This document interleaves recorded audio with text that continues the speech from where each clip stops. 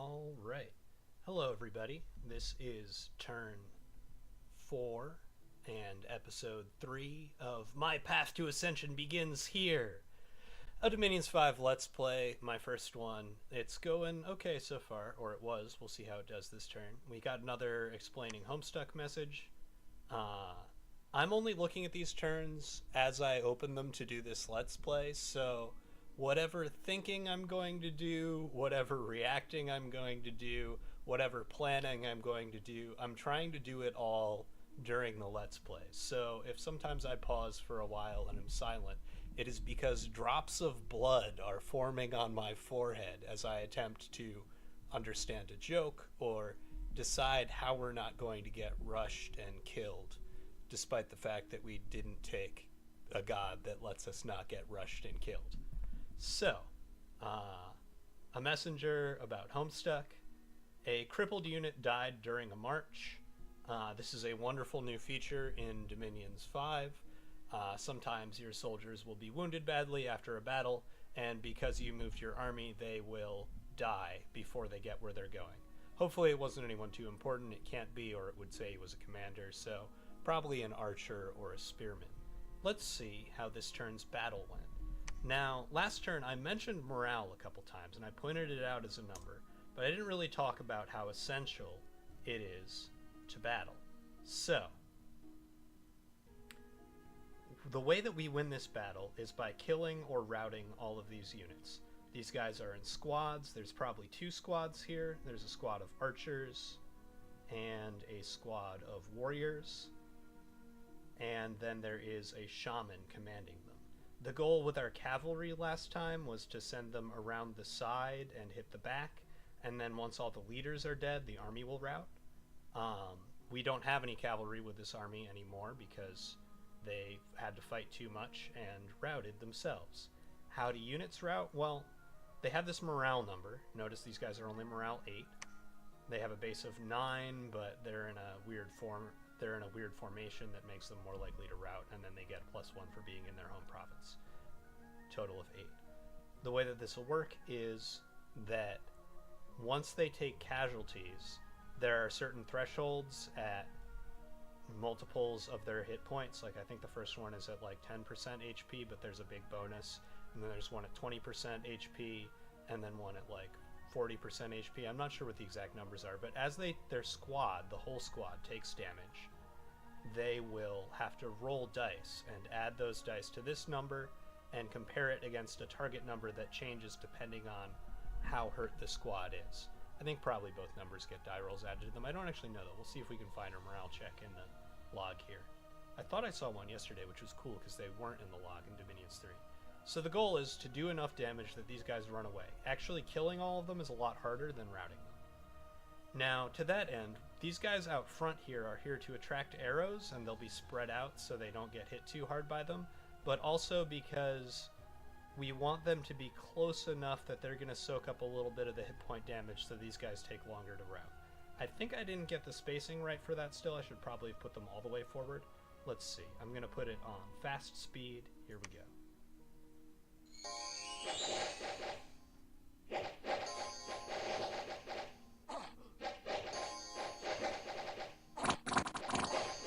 They're throwing javelins, that's scary, but our guys have advanced well, and they're not being encircled, which is very key. And yeah, we're routing this first squad. The second squad now will be targeted by our archers. Our archers are in a better formation than theirs, so yeah, we won. Very good. I was worried about this battle. The losses we took... See, our archers actually routed there at the end, but luckily these guys were brave because we cast Sermon of Courage on them, and they were able to pull through. This guy even has a experience point bonus to his morale. So their base morale was 10, but he's up to 13, which is 3 better is a big deal in this game. Alright. So, we have successfully conquered the mouth of the River Lang. The provinces have cool names in this. I wonder if they're just the normal random names. I don't remember this one, but we have a province of 6,980 people. If we recruit people here, we can recruit those Deer Tribe. If we built a lab and a temple, we can also recruit these Masters of the Way, which brings us to the first topic of this episode, which is wizards. Masters of the Way are basically Taoist sages. They meditate and study the ancient magic of the Way. He's 105 years old. He will not become old, as in taking penalties for being old age, until 150, because his cultivation of spiritual energy has made him age slower.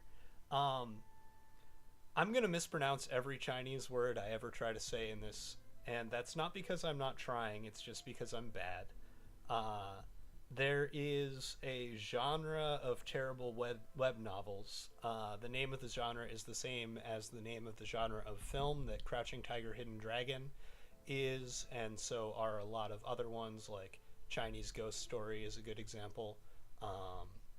But it's called wuxia, and it is a genre about essentially people jumping from tree to tree and flying really far and hitting each other with swords and martial arts magic, and in the much more ridiculous novels about going into a cave for 200 years and coming out of it powerful enough to wipe out everyone who has ever offended you, and then later having mysterious breakthroughs involving severing parts of your soul, and then going on to conquer whole planets, fist fight gods, and things like that generally. So, My Path to Ascension Begins Here is the kind of title that a web novel of that sort might have. The ones that I've read in translation are parts of Renegade Immortal, parts of A Will Eternal, which is still coming out, and I Shall Seal the Heavens. You can find all those online. You might want some good antivirus or ad blocker stuff. The last times I've gone to the websites they're on, I've gotten CoinHive warnings for CryptoCoin miners being run in JavaScript. Anyway, we took this province, which is really good because it means that this turn we're going to start building a fort here. We'll talk about what forts do a little bit later. We are going to lose a turn of this army, but this army wouldn't really be able to expand to take another province anyway. Unfortunately, we can't recruit a commander here yet, which is actually kind of a pain, because it means that my plan would be to have another guy take over this fort construction one turn later, but it looks like we're going to lose this guy for 2 turns if I do this. Still, one of the throttling factors that keeps us from being able to turn our gold into power, first in the form of armies, second in the form of wizards, is how many forts we have and how many resources and recruitment point those forts have. So it takes 4 months and 600 gold to build a palisades.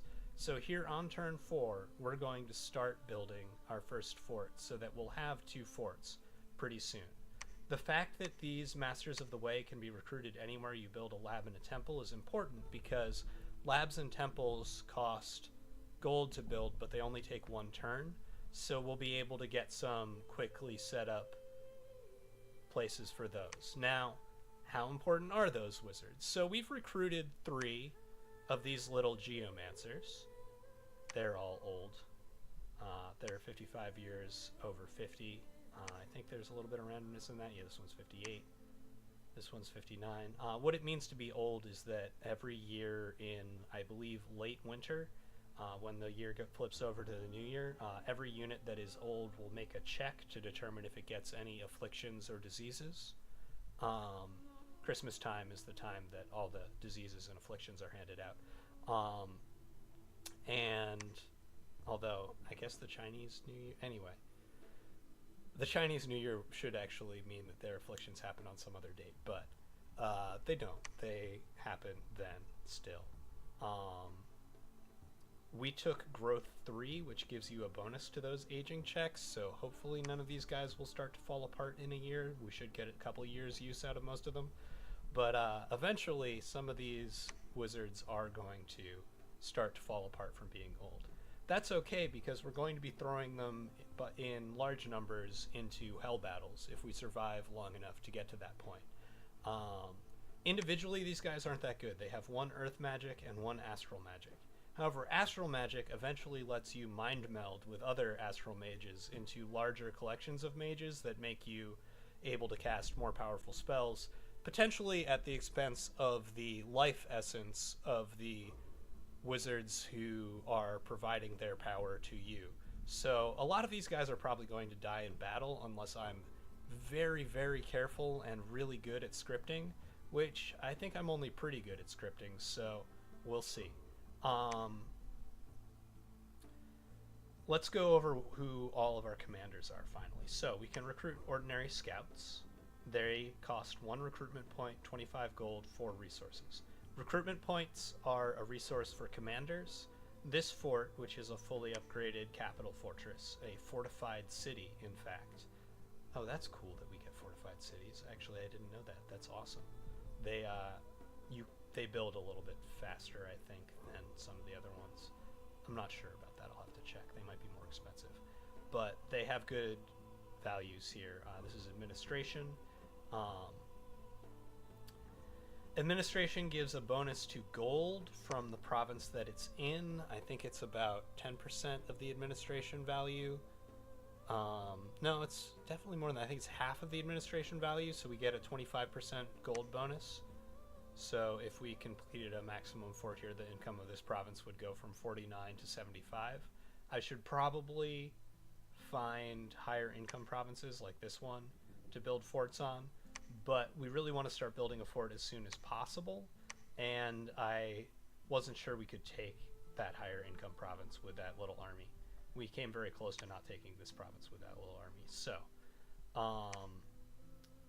we were going to talk about forts next turn. We'll go over forts a little bit more some other time. They draw 50% of the resources from surrounding areas, which is... They draw 50% technically of the hidden resources from the provinces around them. I don't want to go into how that works, but basically, if we take this province that has 31 resources, we will have substantially more resources here to recruit troops than we did before we took this province. It should be, I think, about, let's see, 50%. Yeah, it should be about, we'll have 31 more resources. And this province will go from displaying 31 resources to displaying about 20, I think. I'll see if I did the math on that right. But anyway, wizards. Wizards are the main topic here. So we have scouts, we have generals. We've seen both of those. We can recruit eunuchs. We'll make some of these eventually. They're not wizards, but they are tax collectors, which isn't very useful. But they also have a trait that I don't think anything else has, called defense organizer, which means that when they spend a turn in a province, the province defense goes up by 2 to a maximum of 19. The cost of province defense is 1 for the first point, 2 for the second point, 3 for the third point, 4 for the fourth point. So eunuchs are probably going to pay for themselves fairly quickly. Let's actually put this to 5 so that we have some province defense here. And in case of bad events, and let's recruit 1 Deer Tribe Archer, just in case. Again, trying to game the event system. We'll go over the flaws in the event system and the flaws in the scales in a later episode. But for right now, wizards, trying not to get distracted. So we're not going to make another Imperial Geomancer. We've got 3, and 3 is a good point of diminishing returns on this Fortune Teller ability. If you think about it, there's a 90% chance that an event will get past 1 Fortune Teller, which means there's an 81% chance that it'll get past 2, and a 0.9 to the third, so I guess like 76, I think I calculated the other day, percent chance it'll get past 3, and the diminishing returns start kicking in after that. So hopefully these Geomancers will stop some bad events in our capital if we get any. That's not really the reason we made them. We made them because they were cheap. So, alright. Eunuchs. Make defense, can walk around, have a patrol bonus. Basically a useless commander, but we'll make a few of them for free gold and defense, possibly. Imperial Consorts. We have one of those on the map already. They are stealthy, and they are spies, which means they can spread among the population of a province and create unrest, or they can infiltrate a fortress and let us see how much money and research, no, how much money and how many provinces that player controls, as well as their army size. If this Imperial Consort knew how to do magic, we could also see their research and gem income, but they don't, so we can't. Then we have Ceremonial Master, who is also a fortune teller, a tiny priest, and sacred. We might use these if we get rushed by an undead nation to do banishment, because we can make 2 of them a turn, whereas these guys are level 2 priests, but we can only make 1 of them a turn, because we have 2 commander points a turn at our fortresses, at our fortified cities, I guess. Then these are the Masters of the Way we looked at before. They get 1 water magic, and they get 1 random path that can be air, water, astral, or nature. Now, depending on what they roll, that means they can use different spells, but they can't use any super powerful spells.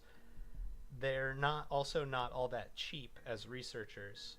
See, they get 9 research points. You get a number of research points depending on how many paths you have. So they have 2 paths, so they get 9.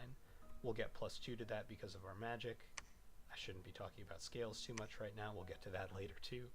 But air, water, astral, and nature are useful paths. And even though these guys are twice as expensive as our geomancers and don't have any more research, we can make them twice as fast.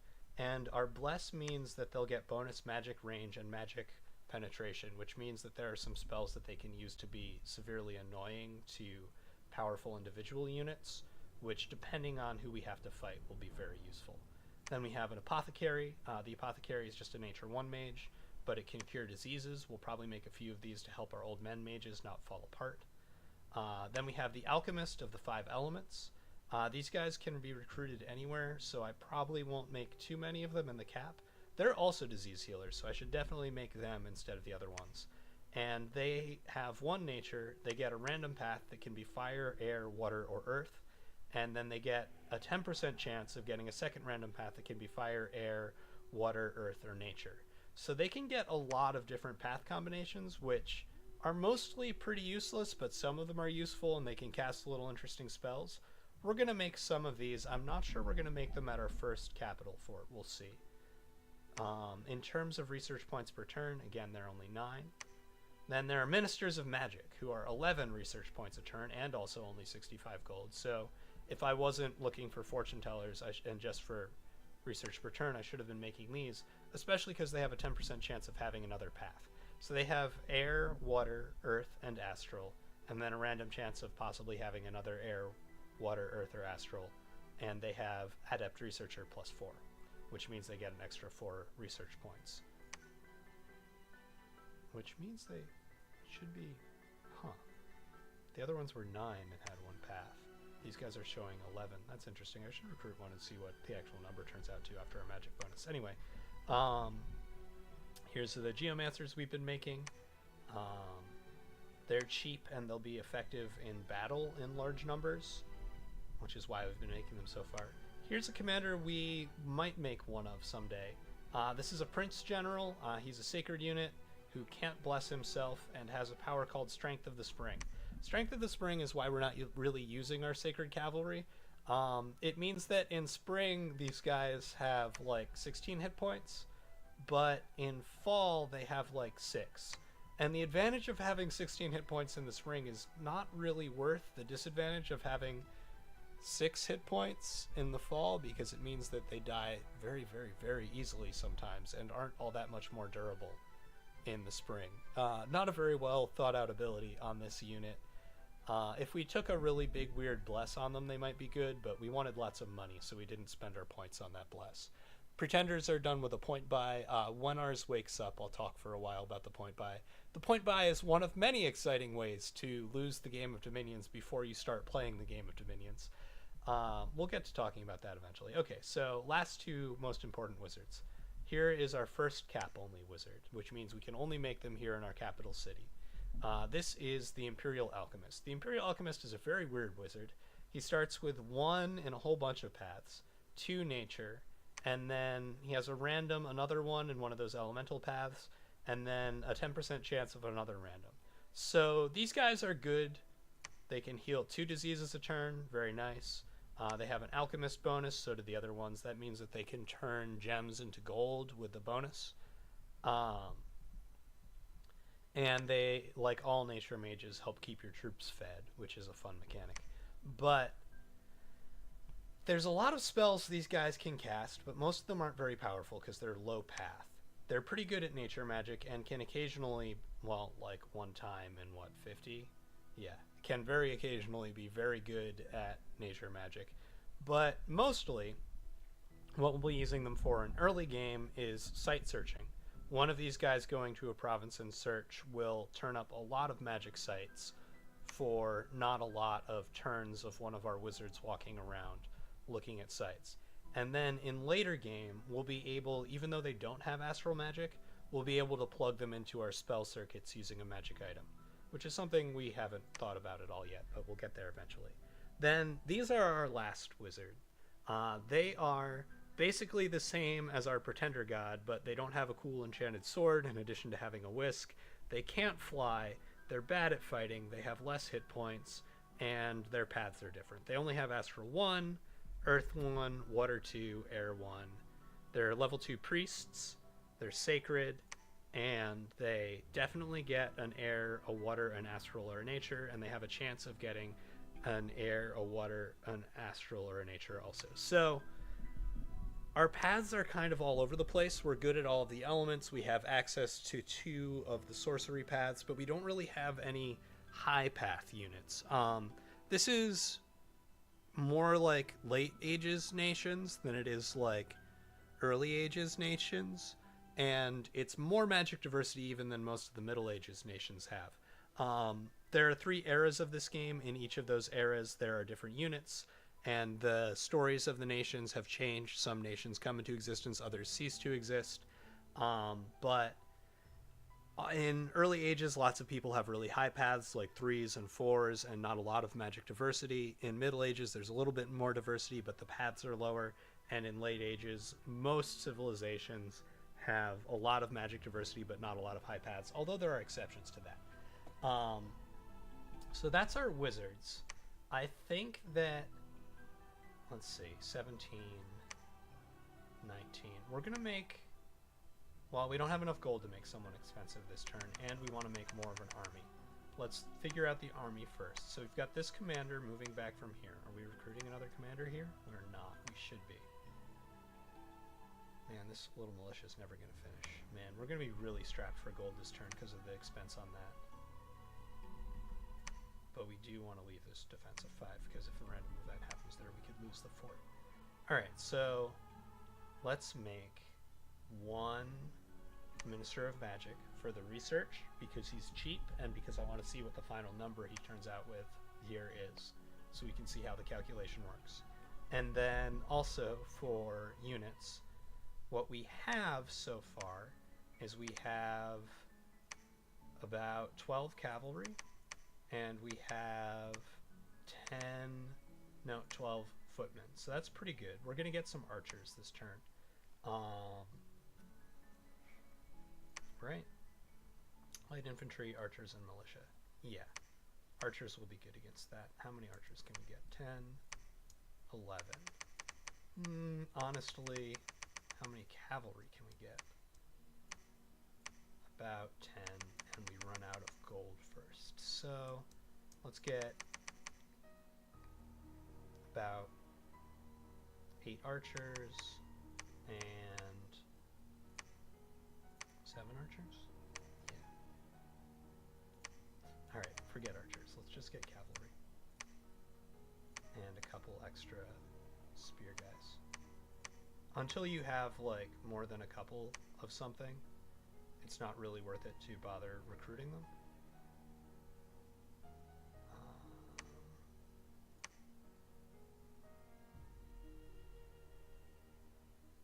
Yeah, that'll be good enough, I think.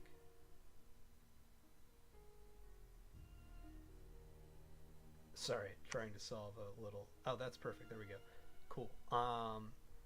So, and that'll give us a decent force for killing these guys, and should work out great. We'll be able to keep moving that way. Were there mercenaries we wanted? Oh man, heavy cavalry mercenaries.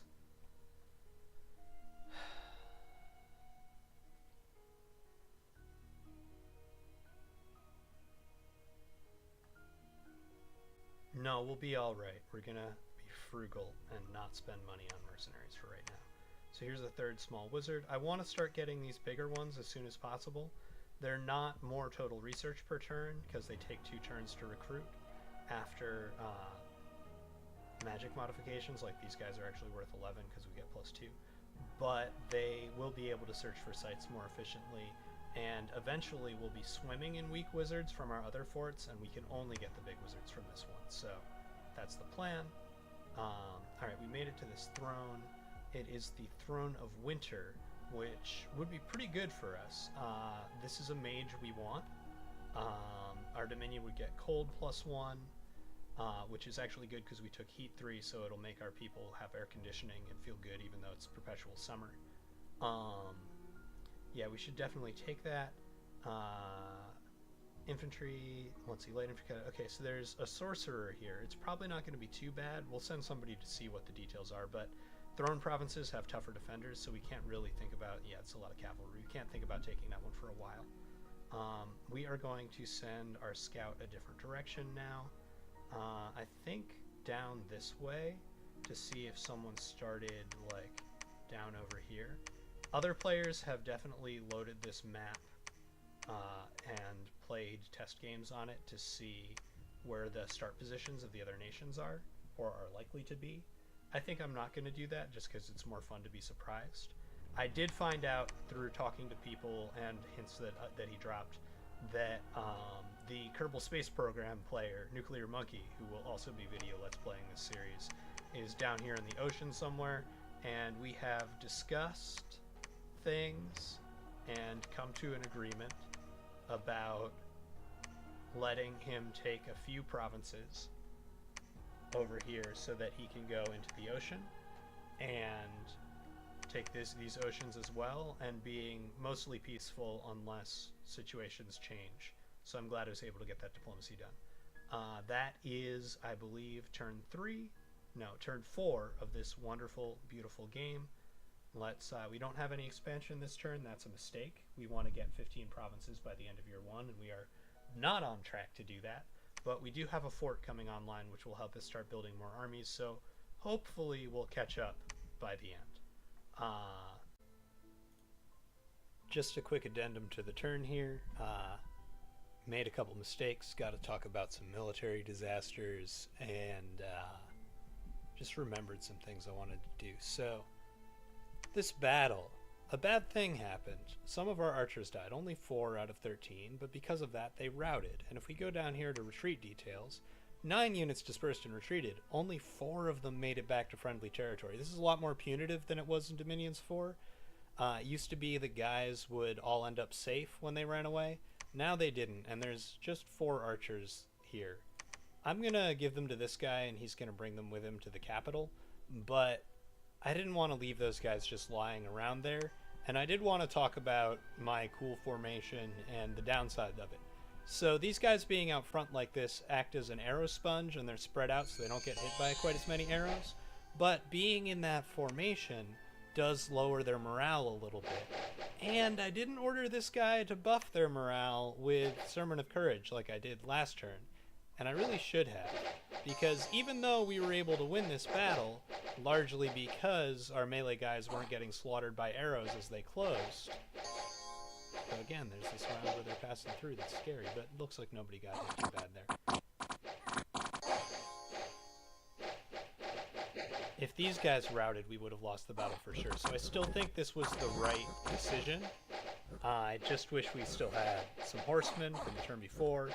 I wish we hadn't had these archers around and so many of them die, or maybe just desert to go live in independent provinces and live long lives. But it says they die, so they probably died.